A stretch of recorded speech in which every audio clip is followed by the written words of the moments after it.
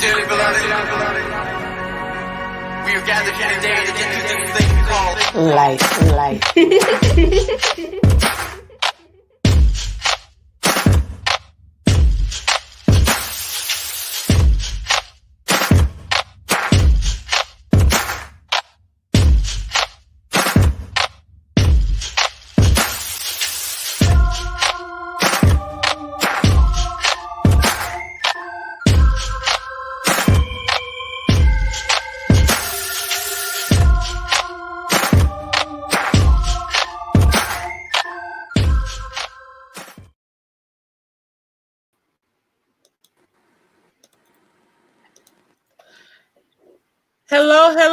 Hello, everyone. This is D. And this is P. And thank you for joining us for this special edition of this thing called Life. Today is a special day. We have some phenomenal guests who are near and dear to our hearts. I just want to say that part. Yes. And who are Black educators. Black educators matter, everybody, in case you didn't know. They sure do. God bless y'all. Black educators matter, in case you were not aware. And today we are going to hear from three who have impacted our lives in very, very positive manners. And I'm going to start with, we'll start with our guest facilitator, who is not a stranger to this thing called life. Miss Cassandra A. Porter. Woo, woo, woo, woo. Yes. And shameless plug, everybody. And I got my book. King has hers. I have mine too. Mine's in mine. But I got my book. And the name of the book is I Am That One Black Friend, Lessons from a Magical Unicorn. And for those of you who are not aware of some of the things that, you know, Blacks go through as that, especially right now in this climate, that is a book you need to purchase. Now, wait, but also all of us who are always talking about how pretty we look and how our jewelry is always on point and any other, that's that lady right there. I'm just saying. Okay. All the way out. All the time. That's her. Okay. All the time. Okay. And the next person that I want to present is, and nothing happens by accident, people. At all. We were just going through a plaza one day, and it was like, I was like, farm free. Okay. And it said tea and coffee. That was all we needed to see. We hadn't even read the rest of it. We saw tea and coffee. So we made a quick and parked, went in and met the woman. Most amazing woman. Her energy, her spirit, her teas are friggin' phenomenal. Because you almost had to make me a dirty chai today. I ain't gonna lie to you. I was struggling. I was struggling today. I ain't gonna lie. But Miss Nicole, and then we're gonna bring him back on. But what else does Miss Nicole do? Oh yeah, if you have any pains and aches and all of that kind of stuff, go holler at her, because she's got some phenomenal CBD products that will absolutely make life. The other riders. I got you. She really does have you, Alvin. She will hook you right on up. I mean, she has some, you name it. And the best part of it all, it's not just about sales for her. She's about into helping. No, it's not staying on. She's into helping. You have to forgive us. We're. Is it the cord? Is it the cord? There we go. Okay. It reset itself. Okay, but no, it's not. This is, you know what? It is meant for this show to happen. Too many things that are going on. Check your box. See if your box is The plugged box in. is plugged up. And I'm sorry, that's this thing called life, ladies and gentlemen. It is for real happening to us at this very moment. The computer is acting like the battery wants to go out, and I am so not happy and not thrilled It is. with it. Oh my Jesus, in the morning when I rise, this is just so not the way life is supposed to be. But that, hey, that is the way it works for me and Key. So what we're gonna do is we're gonna keep it moving, and I guess I'll introduce Alvin when he makes his way back. Oh no, I'm back. I was trying to brighten up my background. Yeah, this thing called life, Jesus, keep me near the cross. There's no, it hasn't gone out. Just bring yours in. You know what, Key? Excuse me, ladies and gentlemen. This is like for real the way life works for me and Key. Everything was set and working fine until we went. It's meant for this show to happen. It's meant. There are too many things that's been transpiring to make it go off. But anyway, our final guest is Mr. Alvin Keep It Real Carter. And he too is an educator. He is a phenomenal musician. He is a talk show host. He's my big brother. He's my big brother. He's my big brother. And I'm thankful that all of you are able to be a part of today's show. Now, as Key handles the technical difficulties, I am going to I'm going to go ahead and just jump right in and start things off by saying, yeah, once again, Black educators matter. And our topic overall is one that is something that we really need to have a lot of people look at, think about, and It's your primary plug, honey. yeah, I see that now. That we really need to have people think about. Get yours before it goes out so we can just transition over. Is there somewhere else I can plug it into? No. That is mine. This is mine. No, I'm talking about this. I'm talking about your computer. Ah. Get your computer so we can transition over. Okay. I'm sorry.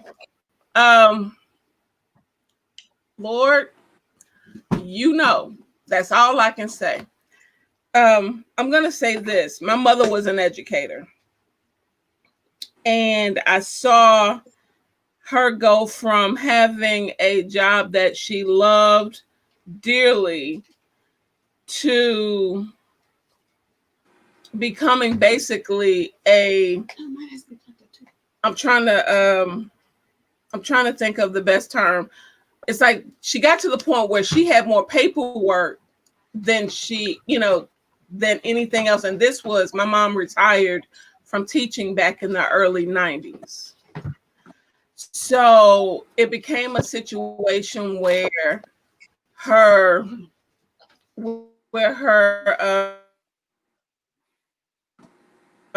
dadgummit, it just went out. You good. We see you. There's nothing wrong. Sound.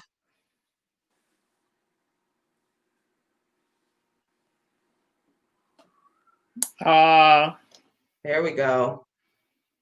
I think it's gone now. So I feel, so first of all, I just realized I'm facilitating. So maybe we can just chat until I'm afraid that at some point we'll all disappear, but until we do, can we just have a conversation about what the two of you do, where you do it, how long you've been doing it, the experience that you bring to the conversation. Ms. Nicole, can we start with you? Absolutely. Well, first, before I start running through any credentials, I just want to say that this topic for me, when they first brought it to me, it felt real heavy, right? It felt real like, whoo, that's a big topic to tackle.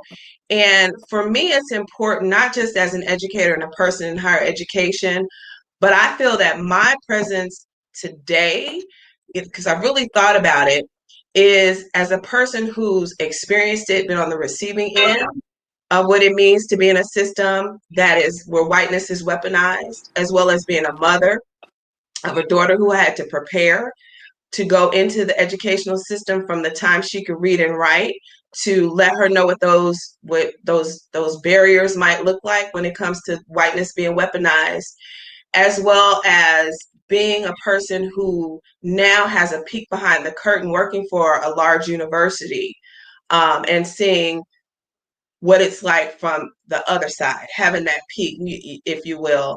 And so, but I come with a background in public health. So I have 20 plus years in the public health sector. So my master's degree is in public health, and I've always worked in areas focusing on vulnerable communities, and minority communities, and addressing some of those health disparities from that way.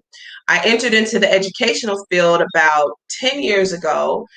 I've worked on the proprietary side of things, so we can talk about what they classify sometimes as diploma mills, what that looks like, to now working for Indiana University. So I kind of have two roles at IU. I am faculty, so I do teach a couple of courses, but my primary responsibility is as the Director of International Programs. So I oversee our school's entire international portfolio, making sure that we have student mobility programs in place, developing new and cultivating existing international partners, foreign universities, NGOs, community-based organizations. And so with that experience has come looking at ourselves as Black people through a different lens from an international perspective. And it's so crazy. It's such a stark contrast in some areas from how our Blackness is perceived in America to how our Blackness is perceived in other countries. So it's been an interesting ride. But I am also an entrepreneur. As the ladies mentioned, I do own a CBD dispensary on the north side of Indianapolis called Farm Free Life. And I have married the benefit of the cannabis plant with my public health background, and am still wearing that public health hat, and I guess you could say that racial justice hat as well, because my focus is on how the cannabis plant can be the primary focus of a cannabis wellness-centered life, but then also having plans in place to address how this same plant that white people now make millions of dollars off of, how we make an entrance for Black and brown folks into this space as well, who have been disproportionately criminalized as a result of it. So that's also part of our mission in the dispensary, is to address that racial inequity as well.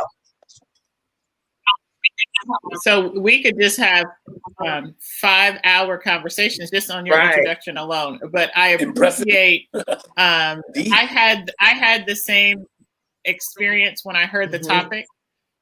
As a parent, having to prepare their daughters to move through the educational system. So I don't have your experience in the other areas, but I can appreciate all that you're bringing to the conversation today. So thank you. Thank you for your time. Thank you. Mr. Alvin, can you talk to us a little bit about your background or what you do and where you do it and all of that?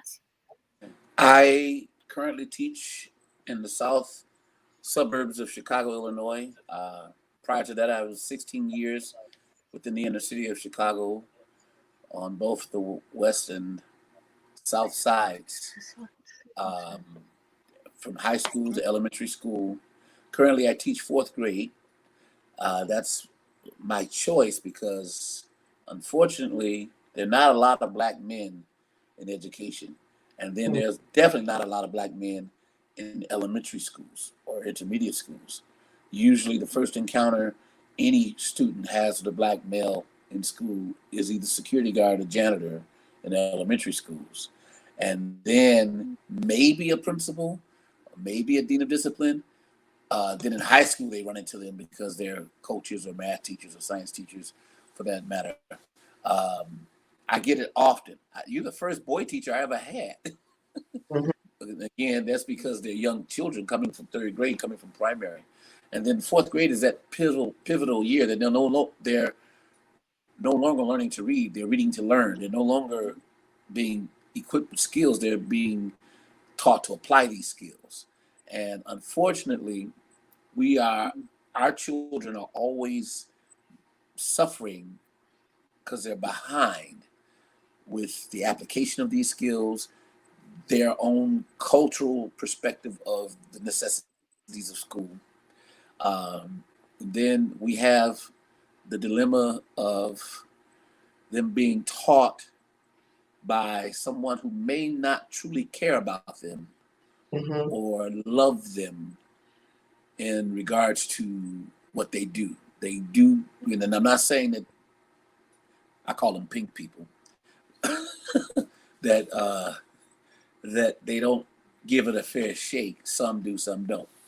But when that troubled kid is troubled because they haven't eaten, because they haven't seen mama, or because they don't know who mama is, or because they face so many challenges because somebody stole or something, or they're at a loss, and so school becomes that place, that safe place for that student to release the anger, socialize, get a good meal, get a hug, say hello, feel some sense of normalcy. So my heart really goes out during this pandemic for all the students that can't. And Lord Jesus, if I ever want to quit, this was the time, and this is the time I can't quit, but I want to. Absolutely. Welcome back, our host. We were just doing introductions because the facilitator in me felt like I should do something. So now I've done my task. Well. I've done my task for the day. For your faculties. So, but I did want to make a point to what Mr. Alvin just said, and I appreciate that you made the statement that you choose to remain in the classroom in the elementary school level. Because one of the things, at least I've seen, and I'm a teacher's child, my mother has been an elementary school teacher for 46 years, has her master's degree, and many, many times was asked to go into leadership or administration. She was asked to leave the classroom. And one of the things she said is, God put me here to teach. He didn't put me here to be anything else but to be in the classroom where these babies can see what they can become. Absolutely. And so I appreciate that you made that statement, because so often in my arena, when I'm working with school systems or working with organizations and they tell me, well, we don't know where to find Black men to be teachers. And I say back to them, well, where are you looking? Because if you expect them to find you in wherever suburban community you may be, perhaps that may not happen. They exist, and perhaps you need to take some initiative. And I'm always one to say to them, I graduated from Tennessee State University. We produce more Black educators than any other school. Have you gone to recruit there? Yes. Right. Because your statement is so true that unfortunately many of our students don't see Black men in positions of leadership until high school or something like that. So that's all. I've done my task for the day, because when my allergies start, I'm just gonna Well, can I just say something really quick? You said a couple things. First of all, Tennessee State, my dad was a graduate from there and also was an educator, so whoop whoop TSU. But I have to say this. I was blessed and fortunate enough to come from a family of educators. While you see under there it says entrepreneur and educator, to me, I do not, even though I am in positions to educate, I don't fully feel like an educator because I'm not that person that's always in the classroom touching those babies, as you say. But there's the administrative side of things that can dictate what happens in that classroom as well. So, you know, I have seen how that works as well. But my father, as an educator, in the night, he graduated from TSU in the 60s. So very different time. He was recruited. Yeah, he was recruited the time they did actually go out and seek Black teachers, recruited from, my parents are from here, was recruited by a school in California. So I'm originally from California. He was the only Black teacher, the only male Black teacher, of course, and he was able to connect with students on a level that I remember even seeing as a kid, thinking, wow, everyone loves my dad. And the school was in a good neighborhood, but it was predominantly Black and brown children still.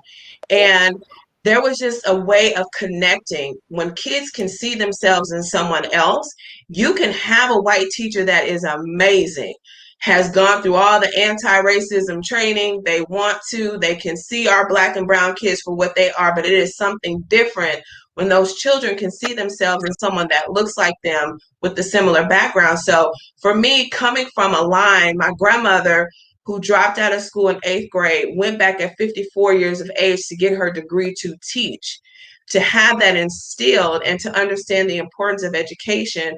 When we have those opportunities to give back in any way, it's an amazing thing.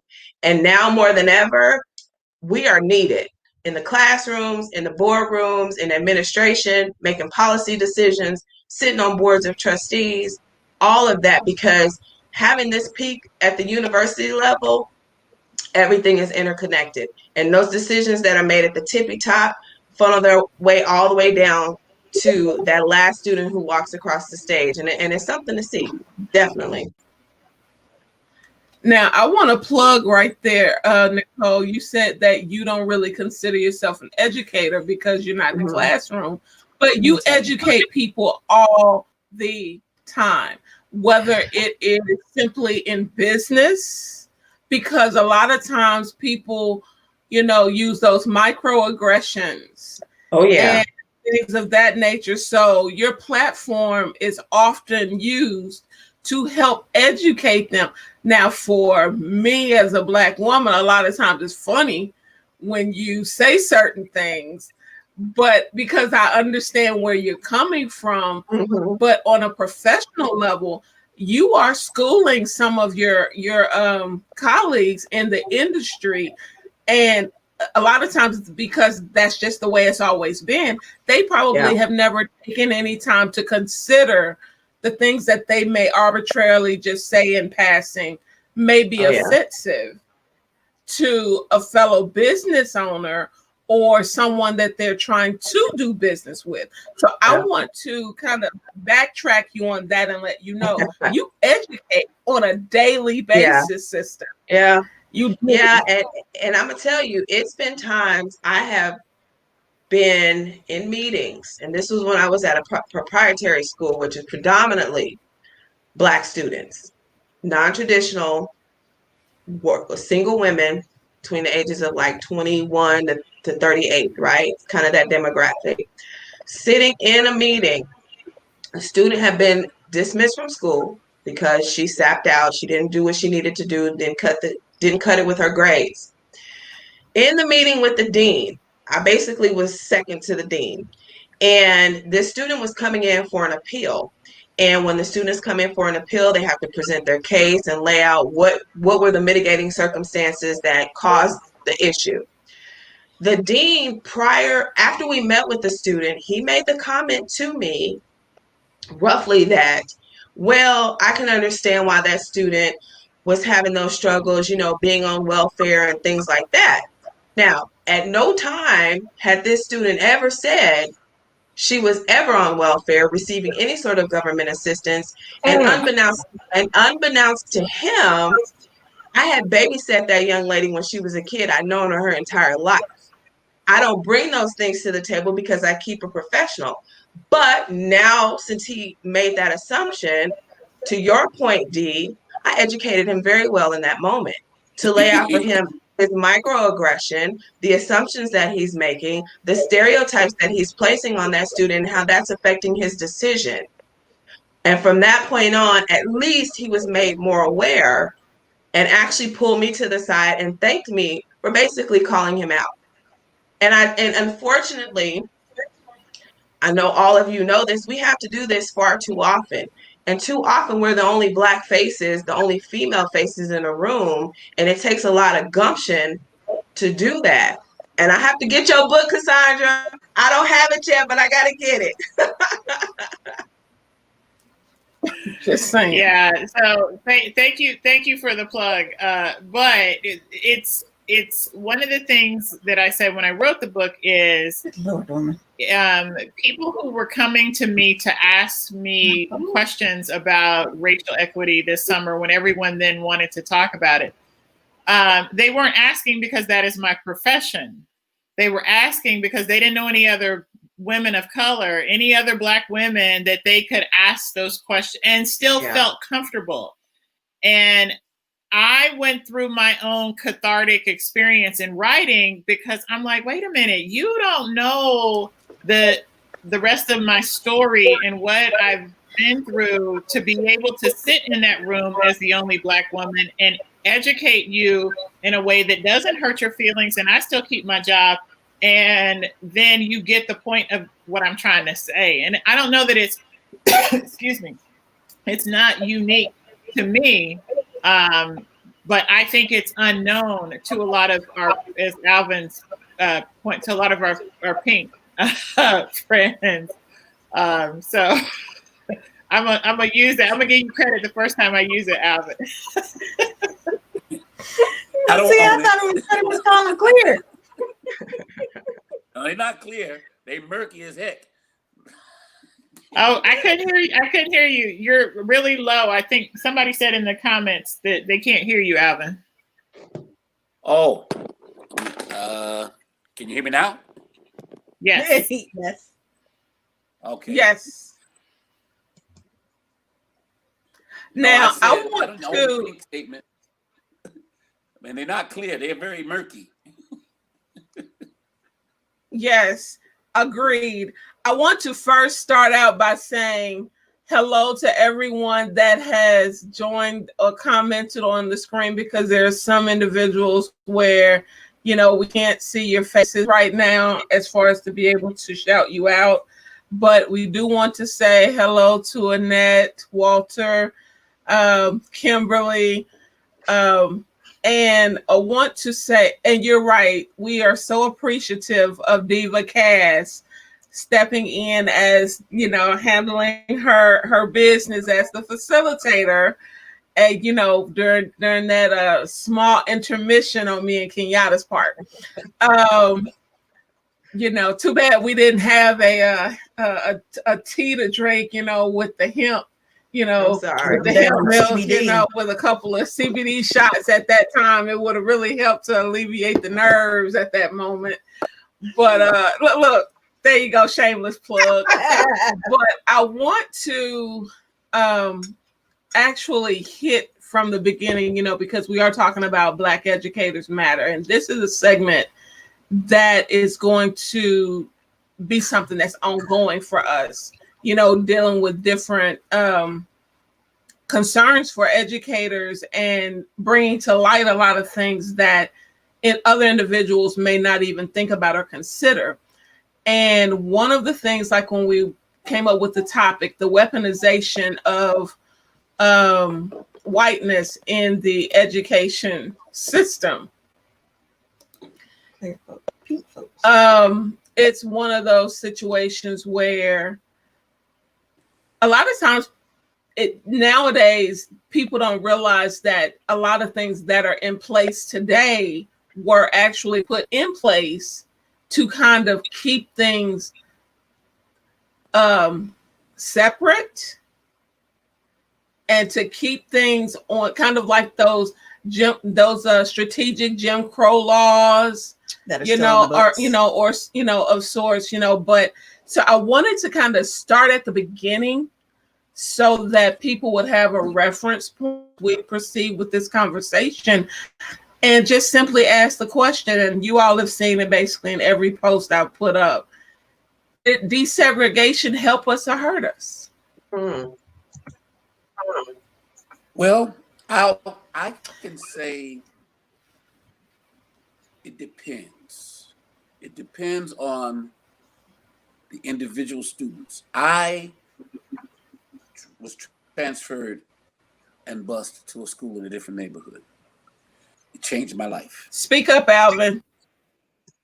I said I was. It depend. I was bused to a school, and it changed my life.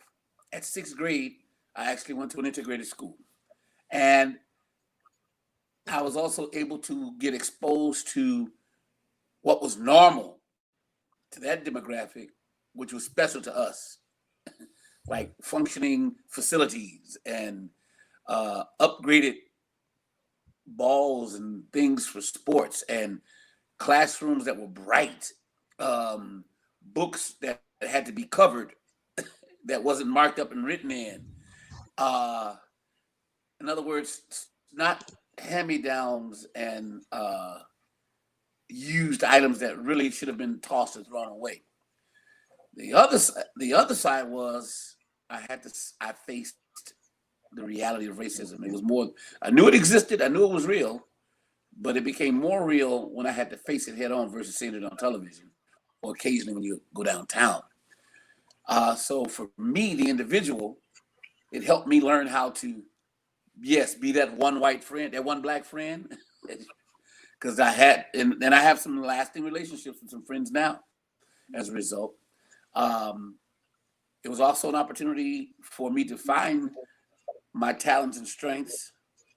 However, I will say this, that I also saw what keeps, in this topic we're in, 2 words come to mind: the weaponization of whiteness, 2 words: control and fear. And I got to see it firsthand. Whereas they had to accommodate us to some degree, but they had to do it within control. But then the fear that was and is projected upon people of color based on preconceived notions, based on lies, based on stereotypes, fear. They are afraid. So when you use the word weapon, a weapon is spawned out of fear. Fear for your life, or to put fear in the opposition. So they used education and then with segregation, we had a golden opportunity, as Booker T. Washington says, to cast down our bucket to where we are. But some of us didn't know how to use the bucket because we never had a bucket, depending upon where we were. Because, there's different degrees of blackness, whether we want to admit it or not, too.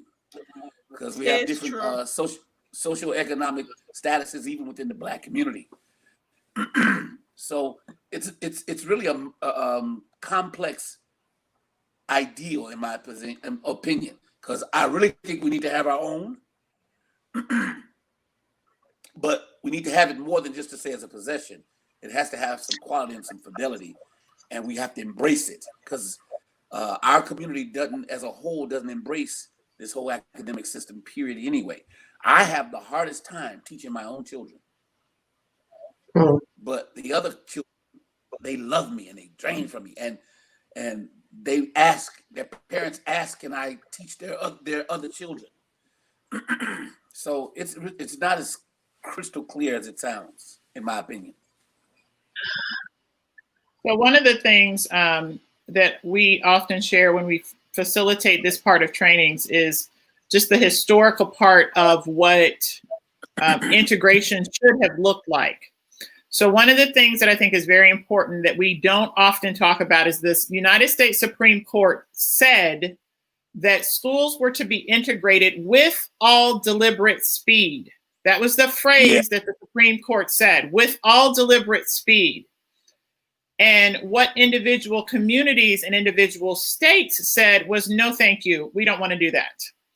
And so you had governors, or you had mayors, or you had the National Guard had to go into communities to force what the Supreme Court said should have happened with all deliberate speed. And so when that hostile environment happened where you saw a Ruby Bridges being escorted to school with the National Guard and all of the white families pull their children out of school, or you saw the Little Rock Nine, or, you know, we saw these things happen as integration was supposed to occur. And so it happened in such a hostile manner. The other thing that also happened was there were predominantly white schools who basically said, fine, you want to come, fine. So you can come, but we're going to make you ride a bus longer than other students have to ride the bus. Very rarely was integration happened in a reverse manner. Very rarely were white students bused into Black schools. It didn't happen that way often. And then the other part of that was in all Black schools, you had educators with master's degrees and, you know, higher levels of education that were teaching Black students. When integration occurred, those educators were not welcome into white schools. So then we lost, I would use that word, I won't say everyone will use that word, but we lost a huge component in the Black community because we were trying to gain what Alvin is talking about, right? The resources and those opportunities that we should have had, because the Supreme Court said, you know, separate but equal is illegal. So you have to have equal resources and all those other things. And so there were lots of things that made the transition so hostile that I don't think personally it served the Black community well. That's part of the reason I'm so biased in favor of historically Black colleges and universities. I think there's a lot to be said for being in a space that was created for you, where you see leaders who look like you, where the music that's played sounds like what you heard in your neighborhood, or, you know, whatever. I think that because integration was such a hostile experience in this country, like people were protesting and burning community. I mean, it was not just a kumbaya, fine, let all who will come into our school. I mean, there were white families literally pull their kids out and said, no, my child is not going to learn in that space with that little brown baby. Yeah. So I think because it was such a hostile experience and it never was really fixed effectively, that it's hard to make it right if we can't have good conversations around microaggressions and implicit bias and all those other things, because you have just such a rocky foundation around what integration looks like in this country. And we still see the disparities because of how schools are funded. Yeah. So I think that's an important part to, you know, I know people always say, you know, why do we always have to talk about history? We have to talk about history because we're living in the effects of it right now. Absolutely. Well, I would like to just kind of look at this from a slightly different lens. And were we ever really desegregated? Because if you look at it now, by many measures, school segregation is on the rise. It's almost like a self-segregation at this point, because half of the students in most districts in this country are those schools are considered racially concentrated, right? So the majority of the students are either white or they're either Black. And to your point, Cassandra, the negative aspect of that is that because school segregation is no longer enforced by explicit prohibition, if you will, students of color and white students who may be attending this, they might be attending the same schools or different schools, I'm sorry, but with discriminatory housing policies, with school district mapping, with school funding allocations, and with white people deciding to the white flight issue, did desegregation ever really happen? It's just a new form. It's still a problem. You know, these schools are not equally funded. There's not equal resources. So in the pursuit of trying to obtain a level of a white standard, we've lost what we already had. Like you, to your point, was we had the educators that had the degrees and the experience, and then the knowledge and the same cultural experiences to connect with our students. Where now, when you're looking at these schools that are concentrated, schools of concentrated poverty and segregated minority schools, is strongly related to this array of factors that limit educational opportunities and outcomes.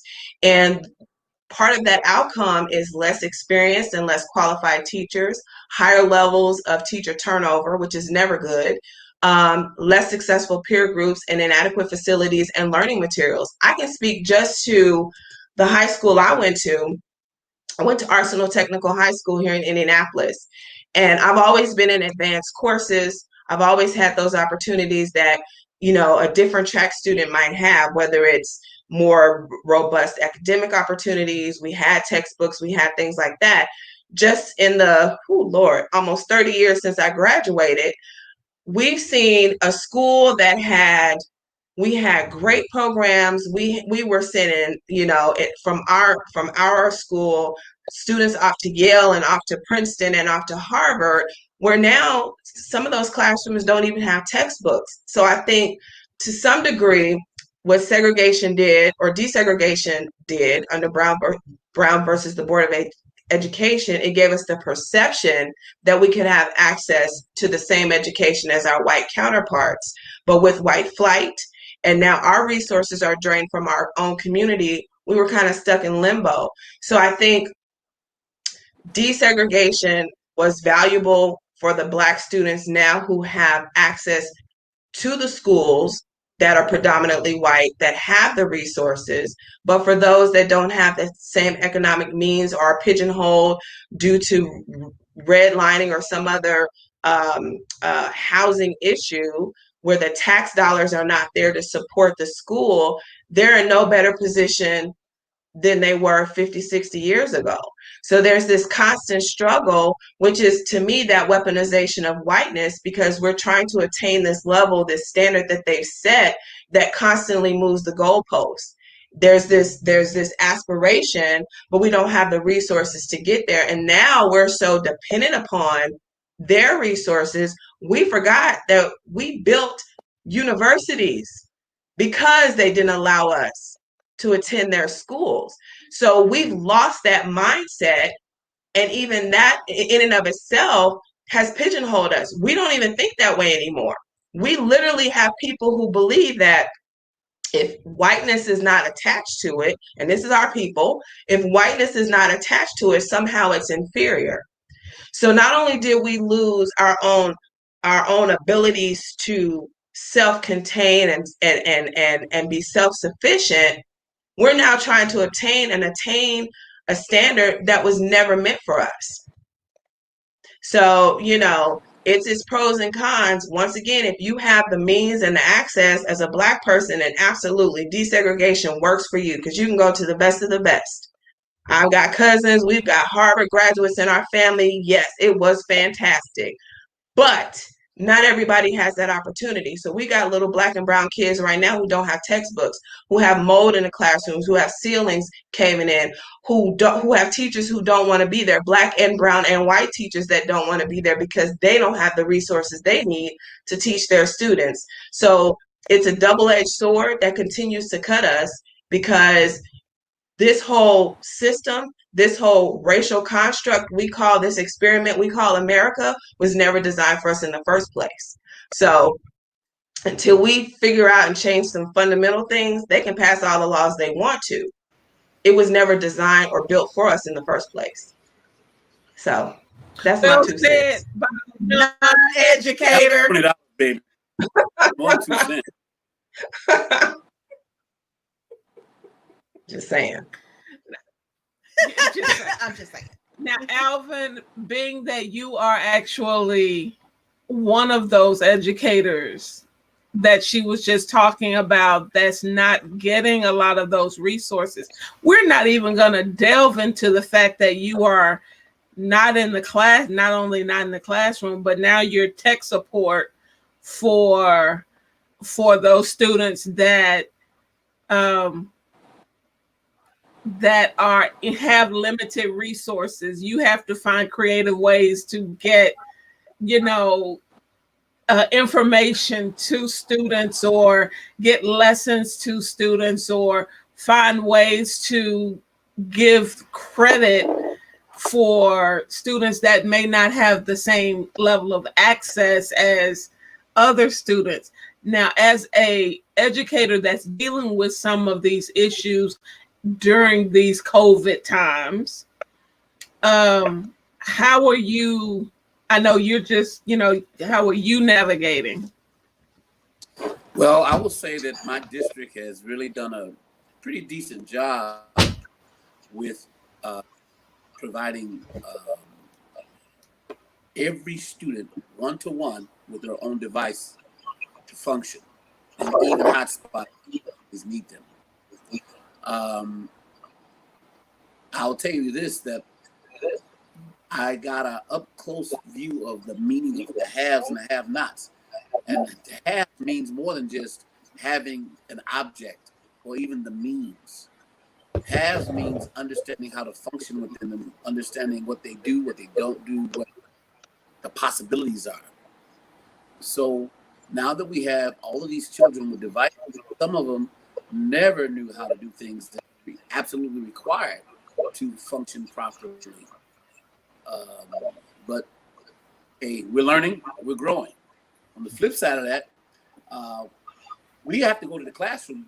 We just do it online, but we actually go into the school building. Some of us don't, but I prefer to go in because that's where I can keep it as close to school-like as possible. However, the children, we use Google Classroom. Google is making a ton of money right now during this pandemic. And keeping them engaged is the immediate challenge.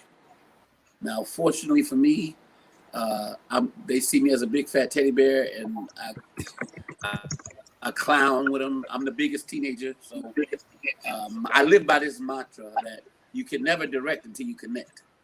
So I try to connect with them all, and sometimes the administration questions some of my methods, but they love my results because I still get them to learn and they still perform. So we're using the internet like never before. We're learning how to convert paper into PDFs and dropping them into slides, and trying to use PowerPoint, and then coming up with interactive tools for the children. So we're learning now. And some of us old teachers are really catching it.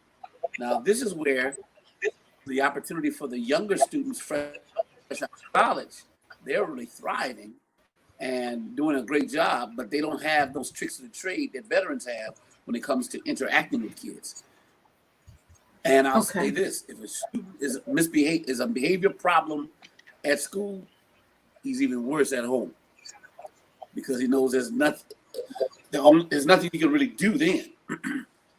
I had a student once tell me, I'm going to the store, I'll be right back. Tell me, leaving class.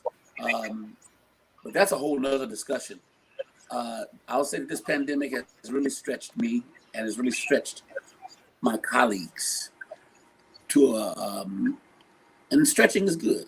It wakes the muscles up. It expands and contracts and allows it to grow and become stronger, but it can be quite uncomfortable too.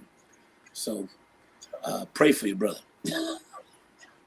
Always. I always do. We have on a watch party that we've got going, there were a couple of comments, and one was giving kudos to what you were saying, Ms. Nicole. So she said that. So that says to me that we cannot place the demise of our children all on them. And then the next thing that was said was, when you talk about the methods, that is one of the critical issues that prevents our children from learning their way. Yeah. Yeah. And I want to say that Well, and our I children think don't learn I like think their it was. children. I'm sorry for cutting you off. No, go ahead, No, I Alvin. want I'm to say sorry. that our children doesn't learn like their children learn. They don't have the same experiences or exposures. And then it gets even deeper with young black boys who have a whole nother thing going up in here. But they want to make everything cookie cutter. Now that's the question. They're bringing so much of the corporate model into into education, elementary education, and with all the standardized testing and with all the quote unquote best practices. Who have you tried these best practices on? Who's this research been done with? They've not been done with industry schools. It's been done somewhere else. And unfortunately, many of the administrators buy into it. Now, here's another problem and another pattern. Most of the administrators now were never classroom teachers. That's right. That's right. Mm-hmm. And I have, if I send one more email that says to the leadership, do not talk to me about rigor. I have black children in America. You don't have to teach my children rigor. Their existence is teaching them rigor, right? Because that's one of the words that Yep. So I love it. I love it. But again, I love what you said, Alvin, about it also stretches teachers, because if you all ever heard first grade happening on the other side of this door with my 73-year-old mother, who's like yelling at the screen because she thinks they can't hear her. And so she'll say, come off mute. And but again, she could teach a rock to read. That's how amazing a first grade teacher she is.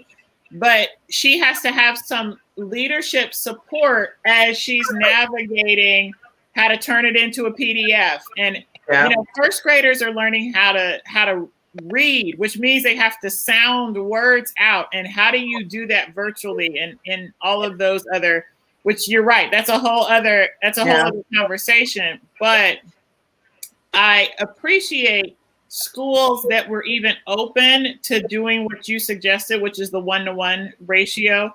It's unfortunate that it took a pandemic for some schools to get to that point, because lots of places have had 1-to-1 technology long before we were in a global pandemic.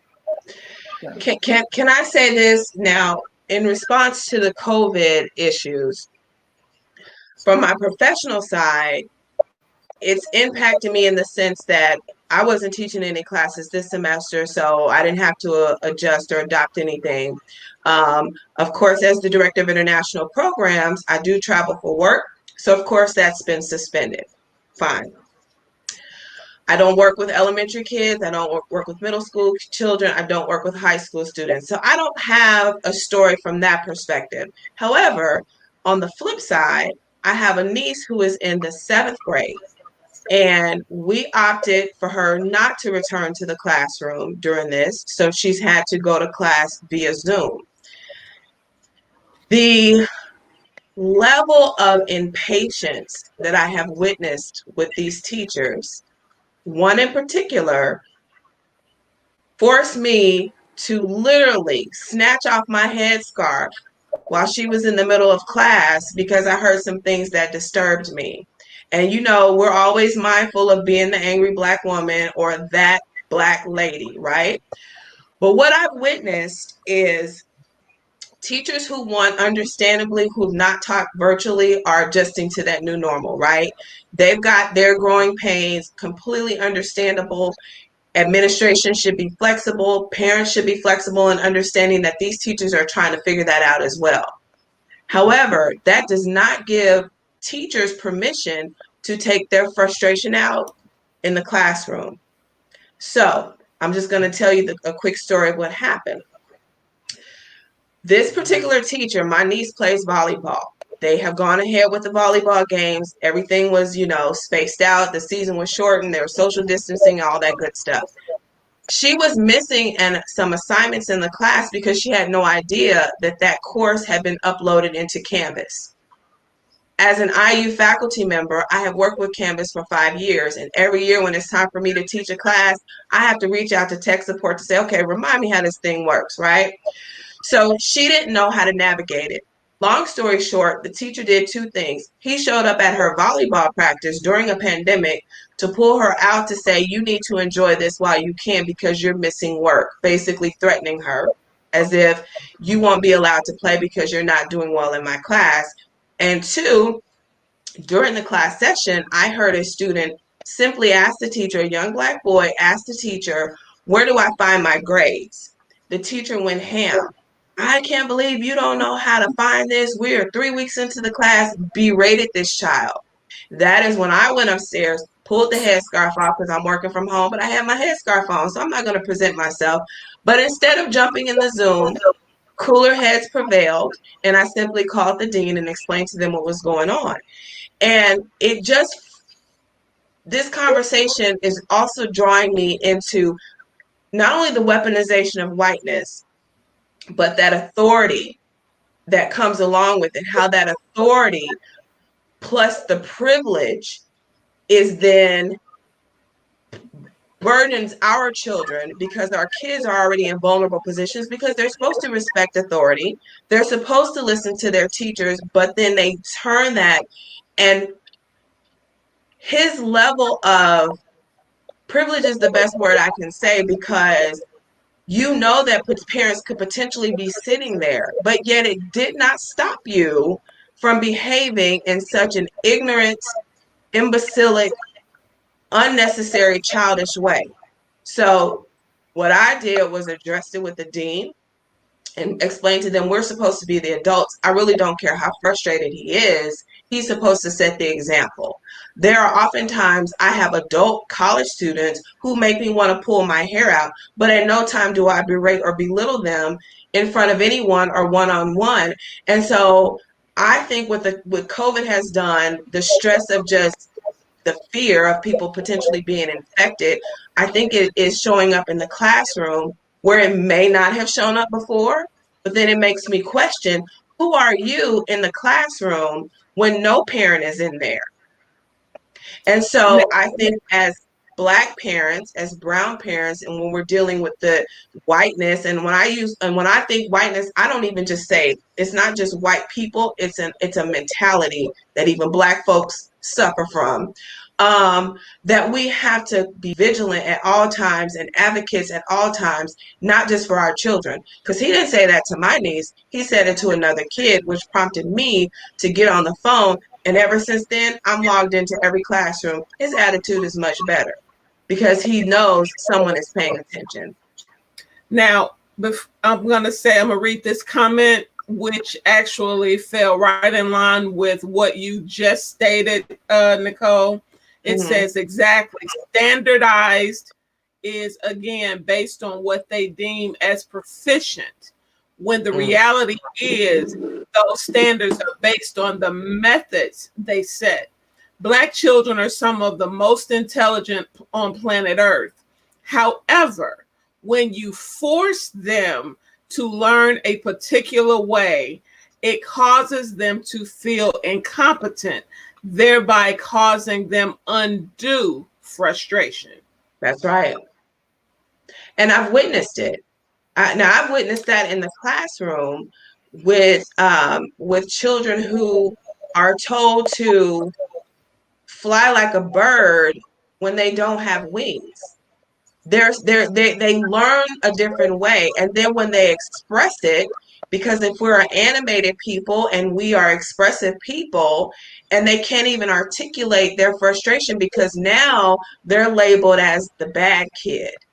That teacher now feels that their authority is being questioned because the student is questioning their methods, and maybe they want to try a new method that works best for them. And some teachers, and I get to some extent, they have numbers and benchmarks that they have to hit, so they don't want to be as flexible. But I have witnessed the inability to be creative even within the confines of standardization, and they're just unwilling or unable to do it. And every time, Black and brown children disproportionately suffer as a result. Now, as one who has to deal with standards firsthand, our district in the state of Illinois uses the Common Core standards of they call it Common Core standards of college readiness. The intent of them, I get. They want the children to go deeper into certain skill sets. They want them to understand the skill, the application, and the concepts. If I wasn't a musician and a performer, I probably wouldn't be as successful because I have to make it entertaining. I also understand that everybody's mind is different. So I'll show the children, okay, on the test, you're going to see this. Now, you may solve it this way, and it's perfectly fine. But just be prepared, because they may not have the answer you're looking for. They may want to know what was the missing variable here. I personally think that whoever created these standards were totally disconnected to children or totally disconnected to how people really learn. They were just a creative brainiac who got empowered to do so, or a group of a think tank. I've gone as far, and I get in trouble quite often at work because I said one of the administrators is going to push back and say this really doesn't make sense, because a lot of times the things they want us to teach, they're not practical or applicable. Yep. But these standardized tests have to measure up. Then the frustration level comes in when you're trying to reach the kid. They're frustrated. So their frustration gets taken out on the teacher. The teacher's trying to act like maintain control, because one student gets out of the whack, another's going to try it. So you got management. Whereas when I grew up, teacher didn't have to deal with that. You got out of line, go to the principal's office. Now there's no principal or dean to go see, because they send them back and say, what's your classroom management? And I said, either we're going to teach academics or we're going to teach behavior. We can't teach them all. So we have a dilemma of everybody's pressured, and everybody's stressing. And so the classroom becomes, whether it's digital or in person, become a very stressful location, stressful place. And people on the outside looking in sometimes will say, that is terrible. You gotta look at the layers. This is the hardest job any person can do. And I'll say this: a police officer a bad police officer or a bad doctor can hurt one person one at a time. But a teacher, he's a bad teacher, he can hurt a bunch of kids at one time. That's right. And some days he can be, that one day he's a great teacher, but that one day he's a bad teacher, and it ruins him. It ruins his whole life, it ruins his career. I've seen it happen, because they forget we're human. So I tell my friends, especially young teachers, when they come in, I said, if you don't act, learn how to act. Because at least if you're acting, you don't have to take it seriously. Get into character. Develop a teacher character. Develop a role. Give yourself a fake name. Because when the kids see that it's not real, but yet they can engage, they see it's a game, you connect and you direct them. A lot of them, that's my strategy. That's my hustle, as I call it. I'll wear hats and clowns, things like that, just to keep some sanity. Now, so I'm teaching money and decimals. I pull out this. I wear a loud suit. My name is Big Bang Hank. And when I was teaching science, I had this crazy wig I would wear, different things like that. But that's me. But I tell teachers, if the kid, they'll say, well, I ain't no actor. I'm a teacher. I'm here to do my job. I said, well, then that's the problem, because this is not a job. This is a mission. Mm-hmm. That's it. Mission. Now, a comment that was made that goes right along with what Nicole and Alvin has said. Actually, it's two comments. One is dealing with the Canvas example that you gave with that teacher said they degrade the child for his lack of patience. I currently work with Canvas, and if you don't assess certain areas of the system, you simply forget, when in reality it's the manner in which the child was instructed. Did they give the child a cheat sheet? Did they encourage the child to take notes? Did they review the content on a continuous basis? And she said, miss me with that. But then Demetra Pitts also said, now when you talk about practical and applicable, those are two different things. Practicality is based on your experience.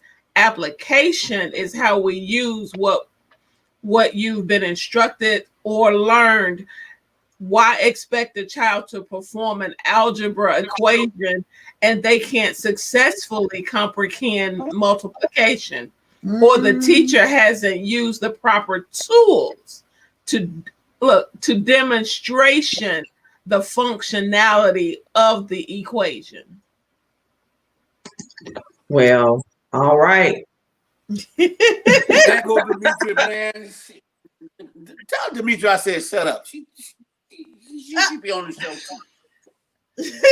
Well, and I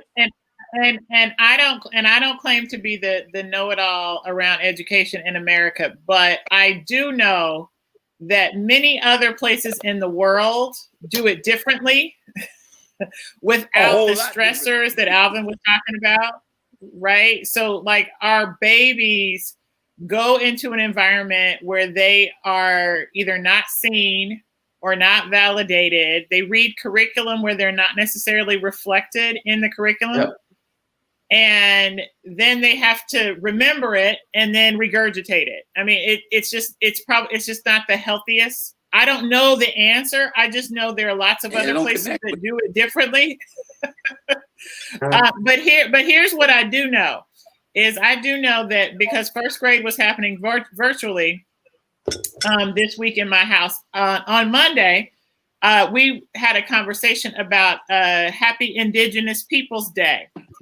And so I had a conversation with the first graders about what if you were living in your house and somebody just bust into your house and said, I've discovered this and I'm going to live here now and I'm going to eat all your food and I'm going to play with all your toys and I'm going to change your name and the name of your house.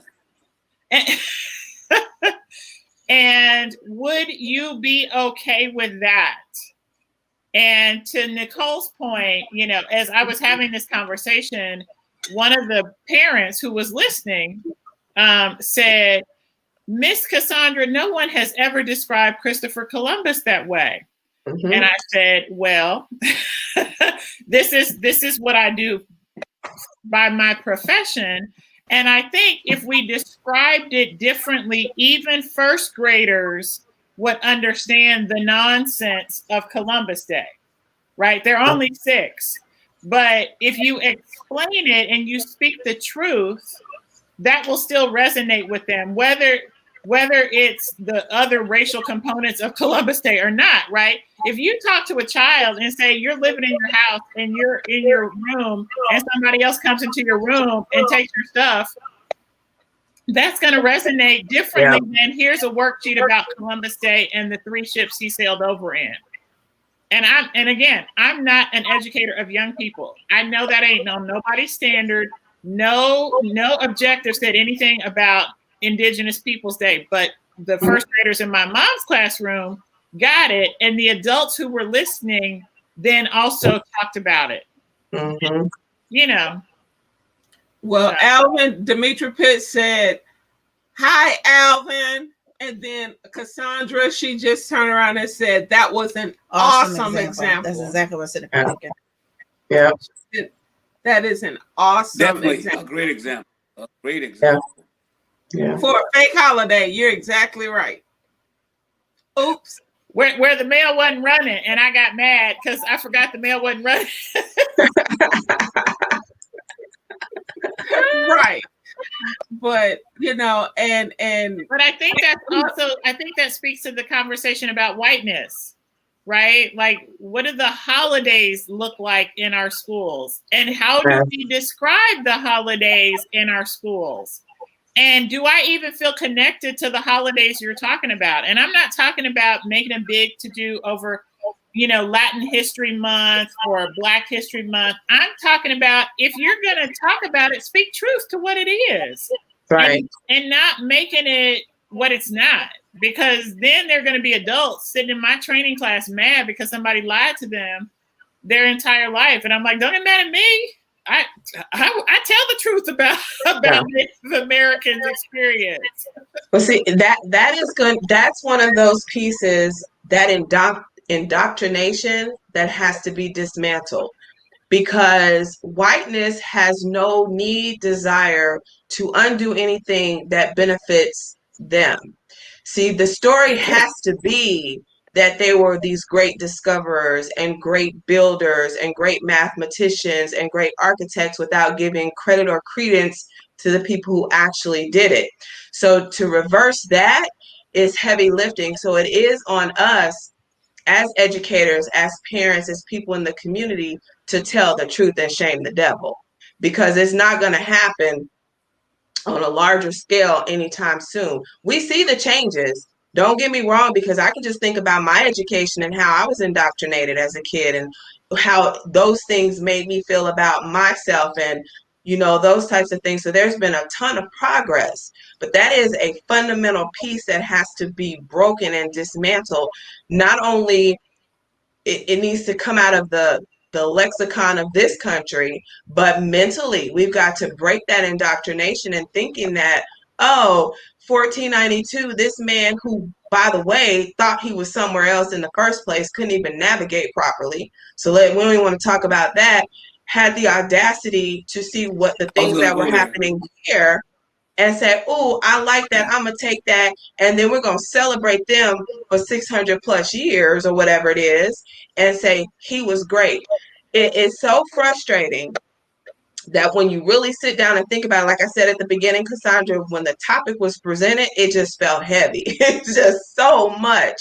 But we have to do it one bite at a time, one Zoom call at a time, this thing called life at a time, until we continue with the momentum, because it is deep and there's no incentive for the majority class or for whiteness to be dismantled. We have to do it like they started doing these civil rights statues and tear it down one at a time. So I have a blog. I'm sorry, Kenyatta. My bad. That's okay. No, when you all were talking, we were talking about indigenous people, and you know, we're talking about how the kids are indoctrinated.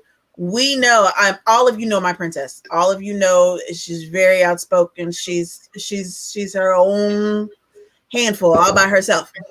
She was in middle school, and I remember getting the phone call. They were having, it was some sort of, she's always been in honors courses. It was a U.S. history course. They were doing a project about the Underground Railroad, but they didn't talk about Sojourner Truth. They didn't talk about Harriet Tubman. They talked about all these like white abolitionists and all these other folks. We're talking about the Underground Railroad. So then she comes, hold on. She comes to school one day. Now, I thought she was supposed to dress up. Like,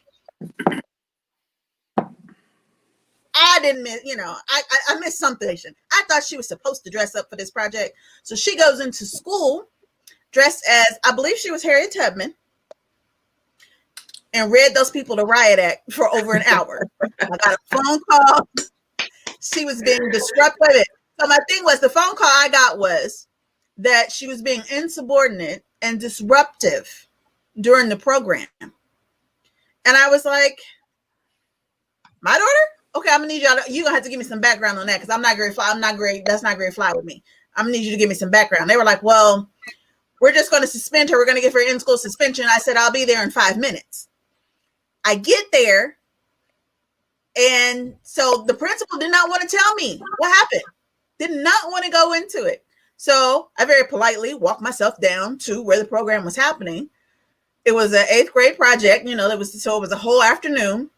and saw my daughter standing in there. She was still in there. They done sent her out into the hallway, so now she's speaking to him from the hallway. But those women who were so paramount to, you know, our Black history, our Black culture, who were so paramount to the Underground Railroad. Yeah. But you wanted her to know the names and celebrate these pale people that, you know, but our you know, our ancestors were never once mentioned. Was not taught. Because they didn't know who they were. Huh? Because the teachers didn't know who they were. They had no interest in it. No. So I have a blog. I started a blog recently that's called I Just Walk Through Life, because as a teacher's child, right, you know, educators are always writing tests and they come up with test questions and they have to come up with these fake scenarios to test learning and stuff. So what I said in my blog is I don't have to look for training examples. I just walk through life and they come to me. And the gift for this week was the Supreme Court Justice nominations. As the person to be nominated for the Supreme Court was describing her children that she adopted from Haiti versus how she described her birth white children. So if you're watching, go to favoritepartofmyday.com or go to Favorite Part of My Day. The Facebook page is where I put the post, because it goes to Nicole's point about how it has to be highlighted in order for it to be dismantled. So as she's describing her brown children, she's describing their trauma experience versus her white children, and she's describing their academic successes. And I'm sitting here like, does anybody else see this? Like, certainly you have to see, but the white savior complex, like all of those things that are just interwoven into whiteness in this country, it falls on us. It's one more thing that Black people got to deal with to then say, okay, did you just hear yourself? Now I'm going to use it in at least 5 more trainings. Yeah. Especially when we talk about transracial adoptions, like that example is gonna get me some time, but it's so disheartening because those children live in her home. Yeah.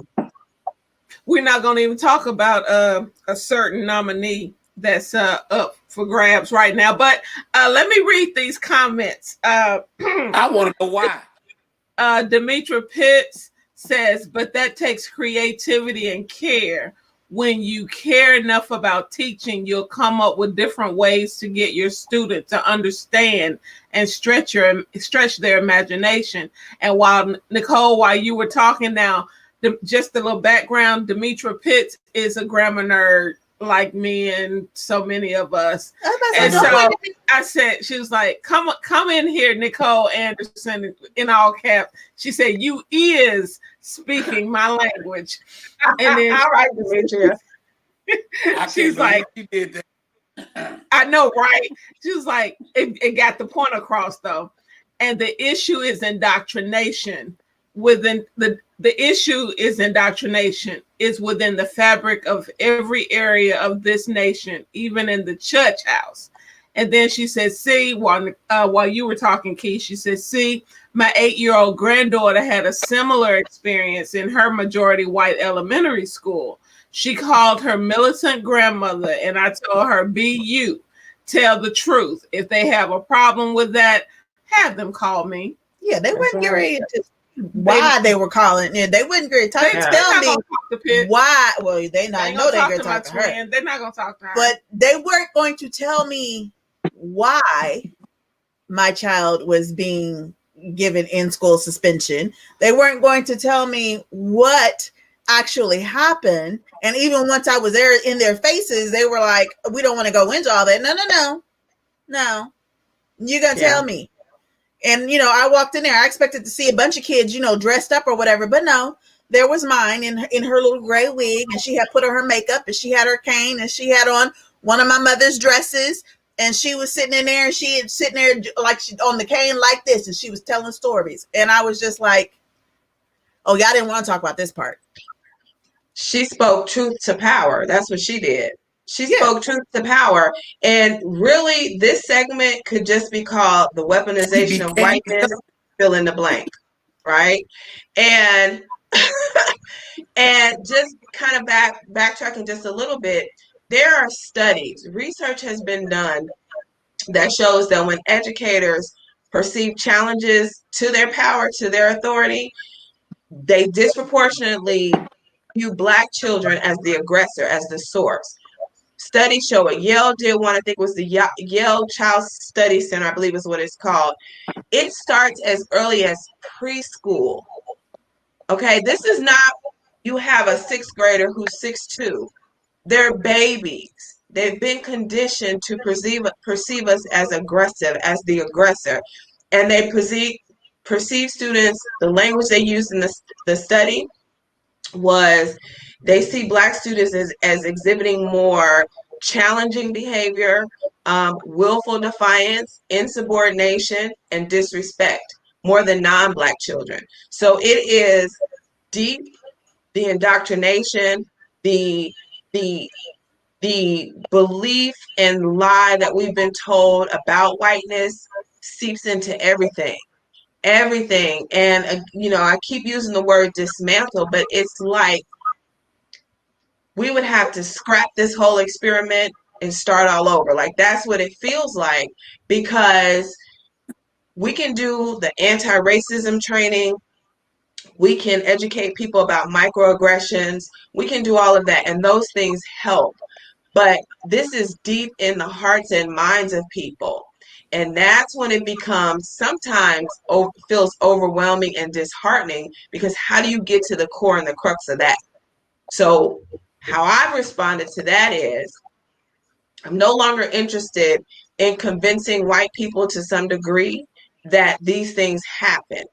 We're just going to change things so that we can raise our status economically, socially, in the educational system, even if that means creating our own and things like that. I am no longer apologetic. I am much more blunt.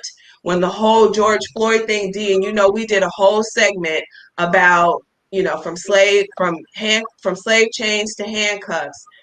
I've had, like you, Cassandra, I have more white women in my inbox at work and Facebook apologizing to me because they didn't understand or they didn't know. What can they do? My first thing was, you knew. You always knew. You just got the short end of the deal. But you stood side by side. You know exactly what was going on. Maybe not the level, but you knew. And so I'm not here to soothe your white guilt, but I will educate you if you're open to it. And so it is all of these things. It's all encompassing that we have to educate our children first. So when they walk into that classroom and we're not there to protect them, like your daughter, Key, she had already been trained and educated by you. That's why she was brave and bold and audacious enough to walk up in there in her costume and dare them to challenge what she knew was right. Yeah. But see, a lot of that has to do with us sitting at the feet of our elders. Absolutely. And unfortunately, this generation does not have that same level of wisdom being bestowed upon them. Yeah. And I'm trying to say that as much as I can. Lord, gee. But mine was. And I'm sorry. No, he said that's a whole nother discussion. I said, again, the weaponization of whiteness, fill in the blank. Fill in the blank. Yeah. And see, it kind of goes back to, what you were talking about, what can be done. And see, the reality is when we look at the things that were accomplished with little before desegregation, when we look at what was done, it didn't matter what a person's religious status was. It didn't matter what people's personal choices in the bedroom were. It didn't matter, who a person's spouse was, if they grew to love somebody that was of a different culture. Who gave a happy ham sandwich? Nobody. It was Black first. And because it was Black first, we were able to our predecessors were able to build universities. They were able to build the elementary schools and the high schools that, my mother and my mom and dad graduated from, and things of that nature. Because see, it's one of those things where for me, I was one of those taught children. Mm-hmm. Because I sat at the feet of my great grandmother. I sat at the feet of my great grandfather, who, lived to be umpteen, years old. And so they lived through the history books, and we talk about how do we get our counterparts to understand. I just gave it to them from the perspective of, okay, now that's your experience. Now let me show you and tell you how that worked on the flip side. Right. That was my relative that was hanging from that tree. Absolutely. That was my, like situations in Mississippi, because everybody knows I'm from Mississippi. There were certain experiences that happened in Tallahatchie County. The Emmett Till situation, that was right down the street from where my grandparents and where my mother, where their family was sharecropping at the time. So when they were talking about all of that good stuff that was going on, and I would tell them, now see, you all sitting up there giving it from a historical perspective, and I'm calling BS. And I just called it what it was. And I told them, I said, my family lives in Tallahatchie County. My family lives in Grenada County, which is right next door to Tallahatchie County. My family lives in LaFleur County, which is right there. So the three of them together. So don't come to me talking about, what's what, when you got this lying ass white woman that's sitting up here, got this black boy killed for no reason. Mm-hmm. And then it's supposed to be okay, and we're supposed to remember him, and we're supposed to mourn him. No, what you need to do is go find her old mangy butt and do her same way you did Della Beckwith. Make her butt pay for what the heck she did. That lie. Find whoever's left of the ones, whether it's her husband or whomever else he was attached to, make them mangy, wrinkled up nuts, turn around and pay the price for what the heck they did when they killed that boy innocently, and point blank period. And if they getting any type of royalties off of that book that was written, it does not need to go to them. It needs to go to his mama. And if his mama's no longer here, it needs to go to their estate. Yeah. For my tea. Tell us how you really feel, D. Tell us. Listen. Look, you see, I know. Her tea. Here, drink your tea. Give her tea. You need to come see me tomorrow. I got a special concoction for you. I will. Look, we will. Mm-hmm. I'll be there. Read comments, and so Demetra, go up one first. Go up one. Yeah, to see my 8-year-old granddaughter. Wait. I don't have that one. Okay, there it is. Okay. She says, see, my 8-year-old granddaughter had a similar experience in her majority white elementary school. Oh, yeah, and you told them to call her. Yeah, we read that one. Okay. So she was saying to me, they can't tell me that because that's the truth. The truth is, it is a racial issue. To explain it, what caused them to be guilty. And I guess that's when we were talking about they wouldn't tell me what was going on.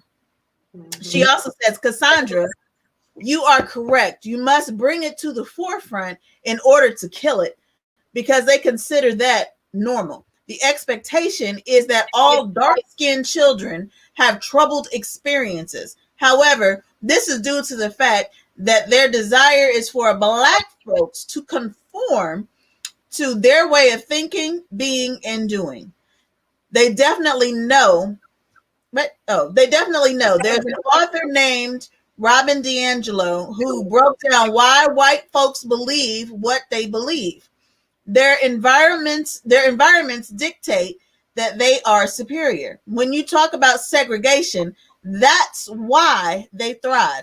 So we must stop teaching our children that we have to be like them in order to be valued and successful. Then she was like, preach, Demetra Brancher, but I don't think I understood you. I had to give her tea. So that used to be my my number one recommended book for white people, White Fragility by Robin DiAngelo. Now I recommend my book for them. But all right. Because I think it's important to, at least I assume goodwill and ignorance can be addressed through education. So I'm gonna assume ignorance first. Now, if I've given you resources and I've taken time to teach and you're still not getting it, then we'll go to a different assumption. So yes, I do also recommend that book a lot. But yeah, now everybody gets my book recommendation because right. That's right. Right. And I love that you say that, that is your first assumption, is that, we were going to assume, ignorance and lack of education on their part. Whereas this one, you have just seen how passionate my sister is. So to even go so far as the little alien thing that I had, the little princess, she was having an issue in school. This one had to remember her name wasn't, she's not the mama, but she was going to go correct this teacher who, what was it, when he thought he wasn't giving her the grade? Anywho, so she went to I think that speaks to, and we hear all the time about, the Black community this or the Black community. I think the Black community is strong. Yes. When we see the need to speak up on behalf of our babies, right? So Nicole just gave the example of the student who is not her niece. It's some other person in her niece's class. Right. So I think that's a strength of us. And I've used that example a lot, that the village is strong. It's stronger. It's stronger than we probably give it credit. As we're looking critically at our community, the village is strong. And yes, there are times when we say something and then someone's like, why are you talking to my kid? However, that don't let it be, we see a child being yelled at on a Zoom, right? We're coming. We're coming.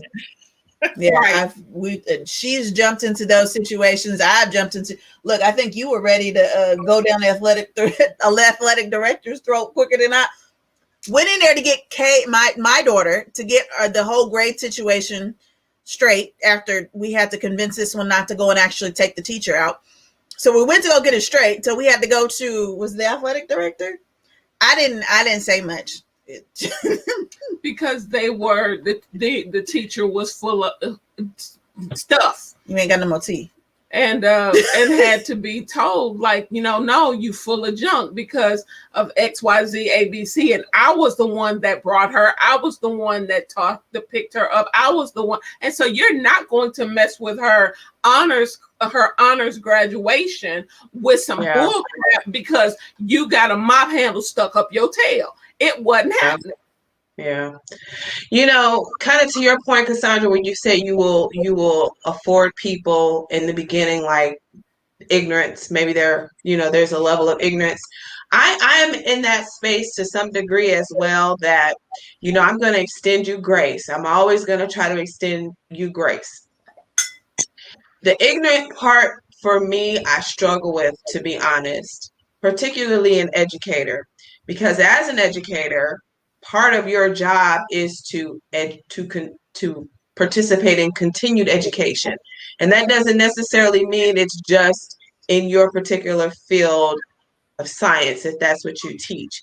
You have Black and brown and Asian students and children from Haiti in your classroom. You know this. I don't remember when Google and Yahoo was invented, but it's too easy to access information. You don't need to go to a training. You don't need for administration to pay for you to attend a seminar in DC or Chicago. You have the internet, you have a laptop. There's too many resources. So at this point, if people are walking around that ill-equipped and uninformed, it is willful.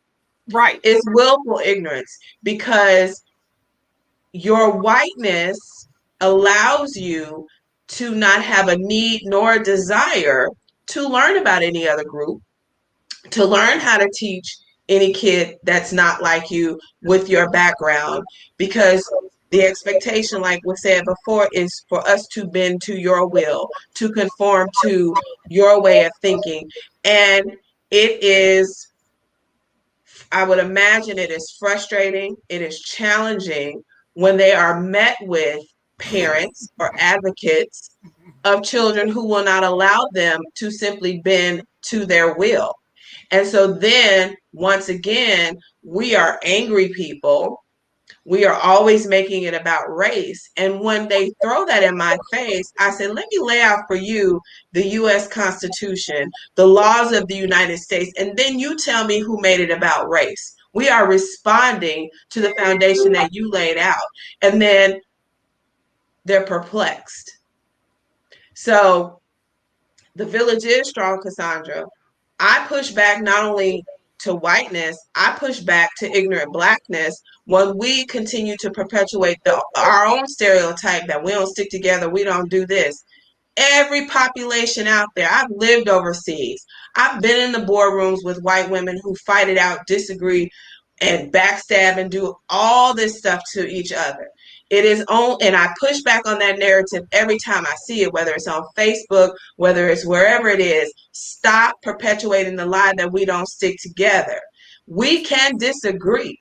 We don't have to speak to each other every time we see each other. That does not mean when it comes down to it, we don't have each other's backs. And so I see it in the school system when students are too comfortable with their white counterpart using the N-word. I shut that down. Woo! In the halls, in the corridors, in the courtyard of IU, I shut it down. Because what we're not going to do is think we have arrived to the point that it's okay for them to use that word with us. I don't care how cool you are. I don't care if that's your boy, your ace, whatever. We shut it down. And so when you have these children in the classroom who hear these things and think it's okay that we've arrived, we're no longer challenging whiteness or this infrastructure that exists because we think we've arrived and because we can drink from the same water fountain and we can attend the schools. Technically, we ain't going to talk about admission rates, but technically we can attend these schools. We think we've accomplished something. I'm just saying. It's getting late. I need my food.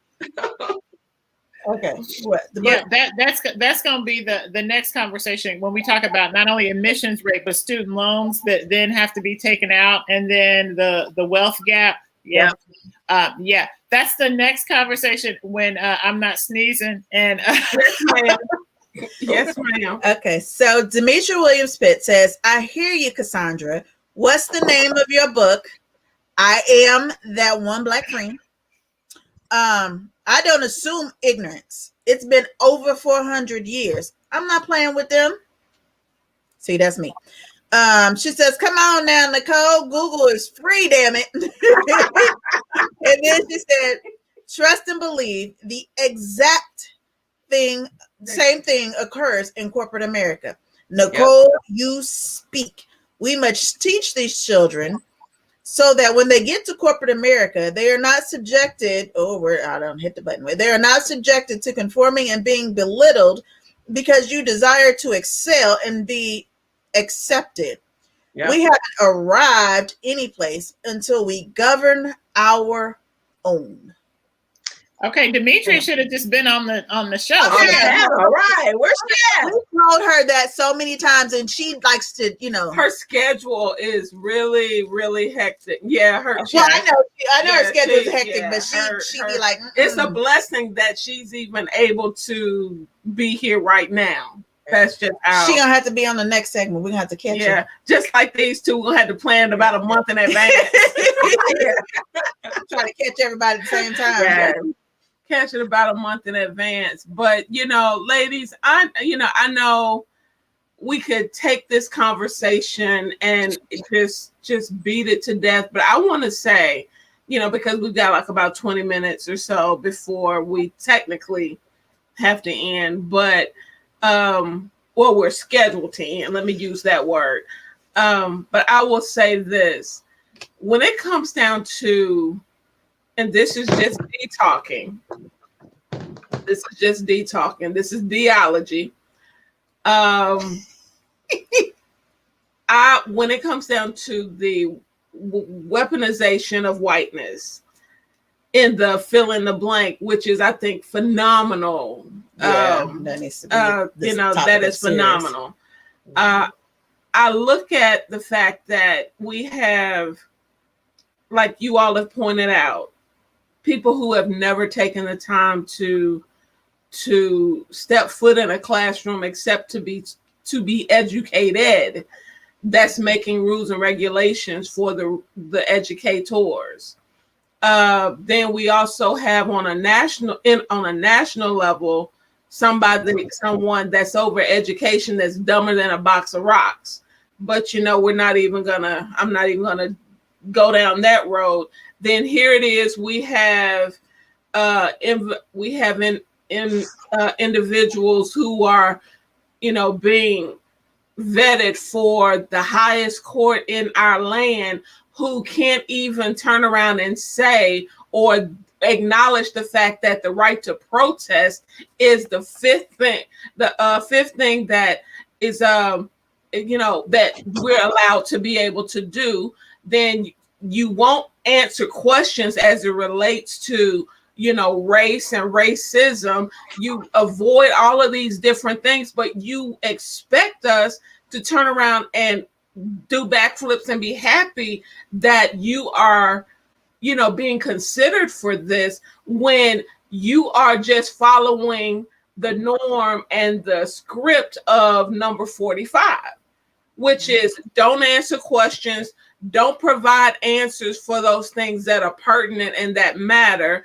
And if a question is hard, we're going to turn around and we're going to try to flip the script and digress and try to throw it back on you, just like she tried to do with Senator Harris when she gave her those direct questions. When Senator Harris came at her asking her about different things, and then she asked her about climate change, and then she tried to be a smart ass. Well, I see what you're doing here. No, if you see what she's doing, she's trying to give you the opportunity to actually speak up and create a voice for yourself and not ride the coattail and the dick of number 45. Excuse me, I didn't mean for that to come out quite like that, but it's out there now. I'm sorry. But that's what she was doing. And it's one of those situations where when I look at how they turn around and try to, use their whiteness, and see what people fail to think about and remember, white women push the racist agenda harder than any white man ever could or ever will. Nothing happens without the consent of a white woman when it comes down to their men. I don't give a happy ham sandwich how hard they stand up, and those men, they turn around and try to cower. That pillow talk late in the midnight hour, that woman is like, baby, I got you. You might be out front, but whatever you need me to do to make it happen, I got you. We're going to make whatever you want to happen. And that's why when we are facilitating conversations, we don't distinguish, because it's very easy to scapegoat white men. And I'm like, nope, let's be very clear. How do you get a white man? Like, where do they come from? They come from a white woman. Yeah. So they're very, so when we talk about white people, or more specifically, those who have come to become white in this country. Yes. Because everyone did not become white at the same time. Nope. So I think your point, Dee, is so important, is that we see the connection and not just always go to blame, or not just give white women, when they start to cry because they're uncomfortable, the pass. No, you don't get a pass. We don't get a pass. We are called the angry black woman. You want an angry black woman? Look at an angry black woman right here. I'm sick and friggin' tired of everybody thinking that it's okay. Girl, if I could turn around and hug your Sarah's neck for how she handled that friggin' debate, I would hug her and I would thank her for showing people that I don't give a happy hoo-ha how you try to come at me. You can try to be slick with it. You can try to be degrading with it. You can do whatever you want to, unless I want to speak to you. You are not going to pull it out of me. Now, I'm not responsible for what my face may tell you. But even with that, But coming out of my mouth, you look, her face turned around and let him know. But even when she was but like, she I'm still did it with a speaking. smile. Yeah. Well, you know, we've been training for those debates our whole lives as little Black girls. Right. You know, in the classroom, on the playground, in the neighborhood, we've just been training for that. We can, you know, stereotypes have a reason. They're stereotypes because sometimes there's a little truth to them, right? And I don't know any other group of women who can read you, tell you about yourself and your mama with a look, and can cut you deeper than anything with a simple look, because we've had some of it has come because we've had to silence our voices. So that expression has had to come through in our face. When we're in the classroom and we have something we want to say, but the teacher is silencing us, or when we're doing a group project and Becky feels like she should take the lead. So Keisha decides, you know what? I don't want to be labeled, so I'm going to step back. I'm going to look at Becky and everybody else crazy, but I'm not going to vocalize it because it's going to turn into something else. So Kamala's been training for that her entire life. So, you know, it's like you said, it's frustrating. It is sad.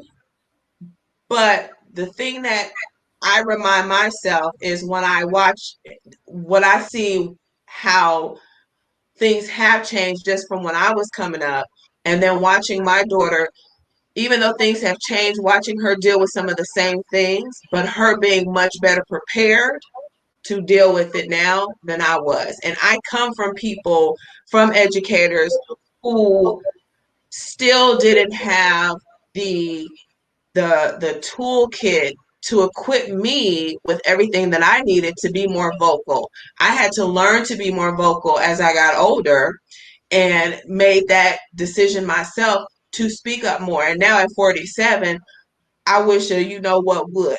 I'm going to say something. I speak up in the boardroom when I'm the only Black woman at the table, whether it's at a university, whether it's in the cannabis industry, because if I don't do it, who will? And it's hard at times, but even with what I'm doing at IU, when I interviewed for the position, it was a panel interview. And, you know, when they open it up for me to ask a question, all right, be careful, because I got some questions.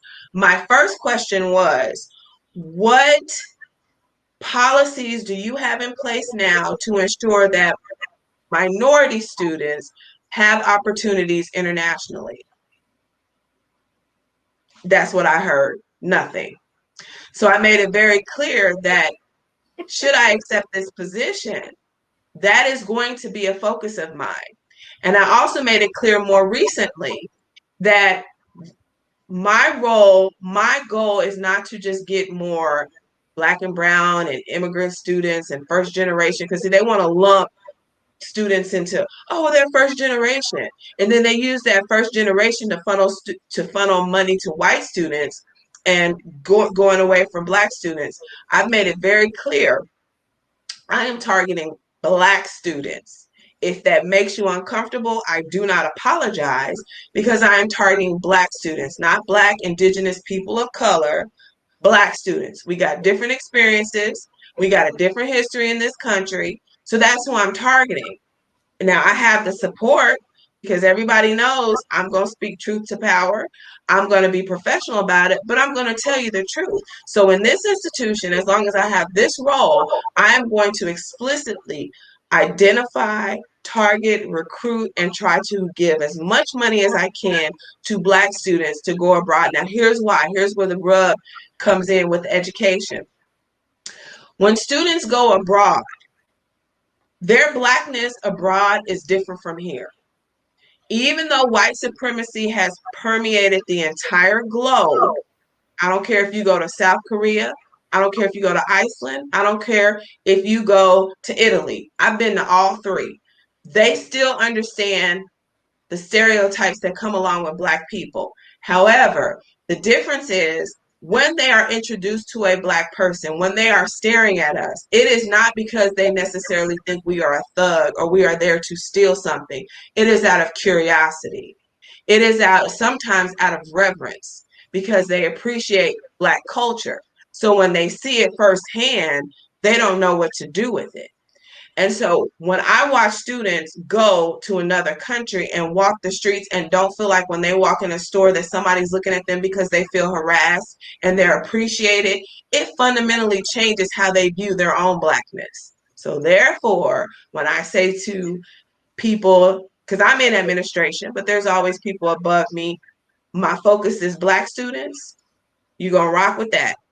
And they rock with it. So now, that's why that international component is so valuable for our kids. Because one, a lot of times they don't even see it as an option for themselves. So when they come to meet with the director of international programs and they've never seen me before and they walk into my office, you can see the comfort just come across their face. Like, oh, wow, it's a sister. Yes, come on and have a seat because we can have a real conversation about what you need. You do not need to feel ashamed or embarrassed that you may not have the financial means. You can tell that to me. So Black and brown faces, Black faces specifically, have to have a place in education, period. And I'm gonna read these last few comments, and then we're gonna go ahead and wrap things up because we're just a couple minutes out. And for those of you that are just coming in, be kind and rewind. It was rather adventurous in the beginning, but when we finally got it all together, it rolled. It's like Demetra Pitt said, I'm not talking to us. I'm not coming to no more of y'all's conversations. Y'all done messed up my entire evening. This 15-page paper I need to write is going to kick my butt tomorrow, but I've enjoyed every moment. And then she was saying that the person couldn't answer those questions because that'll reveal the wolf behind talking about the nominee. That'll reveal the wolf behind the sheep's clothing. And because she's always had the votes, she didn't have to answer. Demetria Brand Triplet, you are correct. The white woman is the real demon. And then she said, come on, Nicole. The training ground was definitely in the hood. Let's not even talk about how mama taught us in the church. Girl, what you just said, Lord. How mama taught us in the church. She look at you from the choir stand and you were sitting in the last pew, but with all caps, you knew if you continued to act up, there was going to be some furniture moving. And then I was talking about when you asked your question, she said crickets. And then she said true learners appreciate true diversity. That's right. I think that's funny because when you talk about, okay, so we didn't necessarily grow up in the church, but I think that is one. She has that look down pat, the little lady. But I mean, she sat at the feet. She's always sat at the feet of the elders.